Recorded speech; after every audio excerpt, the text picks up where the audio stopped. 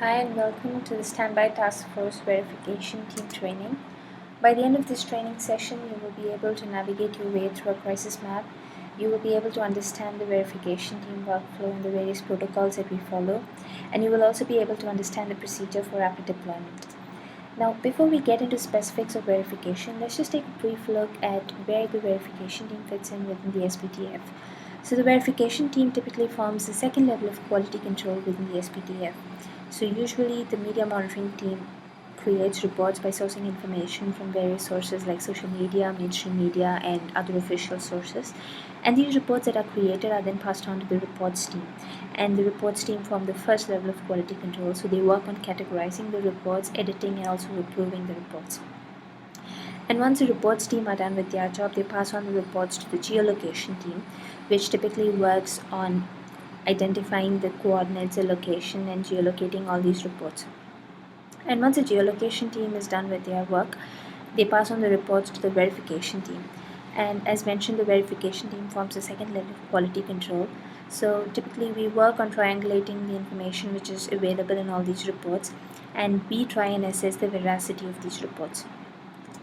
So the main purpose of the verification team is to verify or refute the reports which are submitted by the media monitoring team. So essentially our goal is to ensure that the information which is contained in the reports is both accurate and credible. If the information is accurate, then we mention that that the information is accurate by providing a verification stamp accordingly. If the information cannot be verified, if the information is not credible, then we mention that information accordingly to the responders. This is just so responders have this additional stamp based on which they can take their decision to prioritize the kind of reports that they want to work on. Now, before we get into specifics of the verification protocol, here's just a quick look at the platform which is most commonly used for crisis mapping operations within the SBTF. So this is the Ushahidi platform, and this is how it typically will look like. You will be provided a username and a password just before start of the deployment, and once you provide the username and password and you log in, you will be taken to a page which looks something like this. So this is the dashboard page which you will be greeted with. Now, this dashboard section is not really the concern of the verification team. The page which is most important for the verification team is the reports page, and you will be able to go to the reports page by clicking on this reports tab right next to the dashboard section. So when you click on the reports tab, which is the most important section for the verification team, you will be taken to a page which looks something like this. So this page has three cues which are very important, which we need to understand, and the work that the verification team will do will primarily be based on what these cues represent and the kind of reports that are present in these cues. So when we click on the reports tab, we will be taken to this page which has the show all queue, which has the awaiting approval queue and the awaiting verification queue. Now the show all queue and the awaiting approval queue, as they have been denoted in this slide, are not really the concern of the verification team. So the verification team is only bothered about the awaiting verification queue, which, as the name suggests, houses all the reports which are awaiting verification. So we should only work on those reports which are in this particular queue, the awaiting verification queue, which has been denoted by this green arrow mark here. So when you go to the awaiting verification section, when you click on that particular tab, you will be shown a list of reports which are under that queue.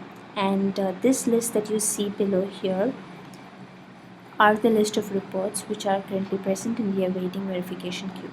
Now, before we get into details, here's just a quick look at what this particular section, what this report list actually denotes. Now, let's just take the first report, that is street damage needing assessment at 114 Kilmore Street, Christchurch. Now this sentence that you see in blue, which has been underlined, is the title of the report. And what you see right below that is the description of the report, and there's just a small snippet of that particular description, and you will be able to see more of it by clicking on more. And then you will see a small section which shows location, and you will also see submitted by. So submitted by will typically give you the name of the person who has submitted and the means through which he or she has submitted the information. So the information can be submitted either via web or it can be submitted by SMS, etc. So that information will be mentioned here. And then you have a section which is called categories.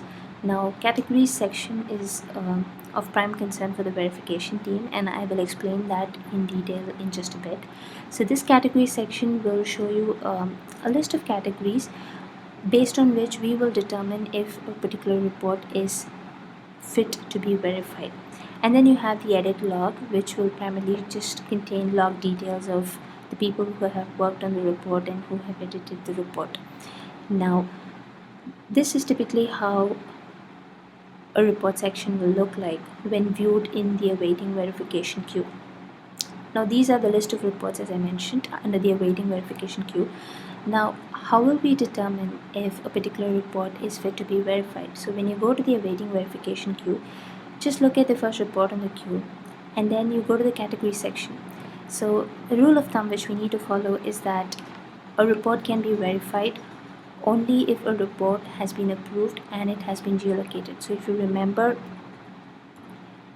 the workflow that we just saw, the verification team comes right after the reports team and the geolocation team. So always remember that a report can be verified only if it has been approved and it has been geolocated. In other words, only if it has been worked on by the reports team and the geolocation team. So when we get onto this awaiting verification tab, we will have to take each report and see if it has been approved as well as geolocated. And how do we do that? Now, let's just take the first report, and if you look at the category section, it has been marked as geolocated.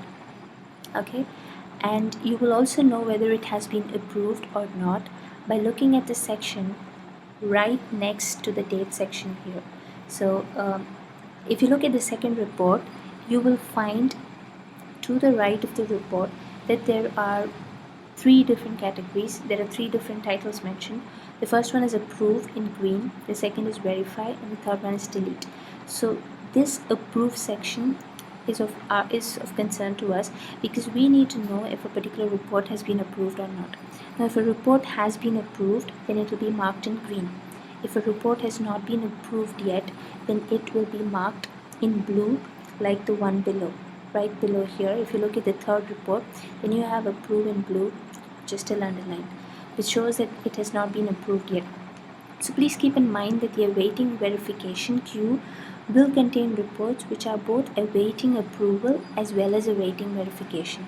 So in other words, the reports which are yet to be approved will also be there in the awaiting verification queue. So we need to take care to see that the reports that we pick for verification have been approved as well. And the way that we identify if a report has been approved is by looking at this particular sign to the right of each report. So if you have approved in green, then it shows that the report has been approved. If the report has not yet been approved, then you will not have the approved listed in green.